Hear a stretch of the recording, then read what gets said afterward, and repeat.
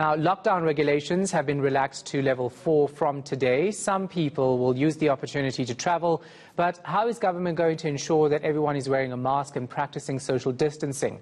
Our reporter Dasen Thathiah is tracking the KwaZulu-Natal transport officials as they enforce lockdown regulations. He joins us now live from Durban. So Dasen, of course, in Johannesburg, I've seen so many vehicles on the road. Of course, it's almost impossible to monitor everyone, but how is it going?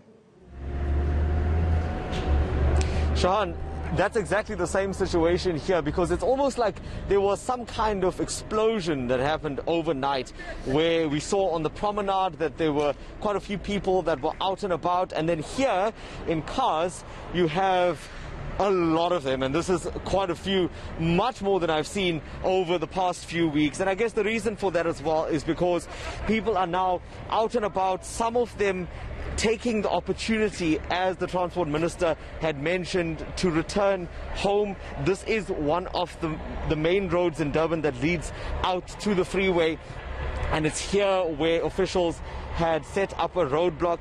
So they are interviewing people that stop here, checking if they have permits, trying to understand what their reasons are for being on the roads. And so far, I'm happy to report that only one person has been arrested at this roadblock.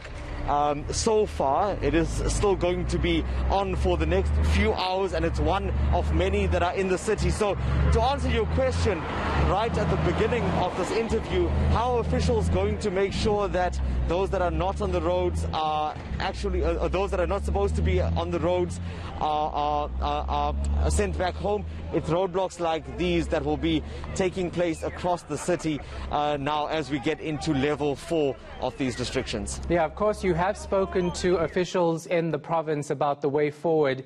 We're going to see more police officers on the streets, I'm guessing.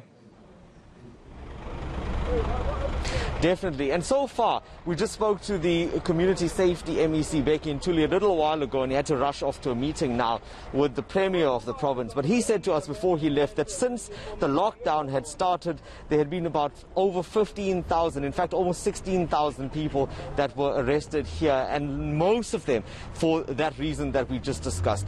They had failed to confine themselves to their place of residence and instead had been out on the roads for no apparent reason. One of the other figures that he had also given us was that it wasn't just the regular citizens that were caught on the wrong side of the law. There were also police officers that were arrested as well, and 11 of those were police officers, 9 of them being SAPS members that were also arrested. Now, not all of them for corruption, Shahan. Some of them were also just breaking the regulations by being out when they were not supposed to be. All right, we're going to leave it right there. Our reporter Dasen Thathiah is in Durban.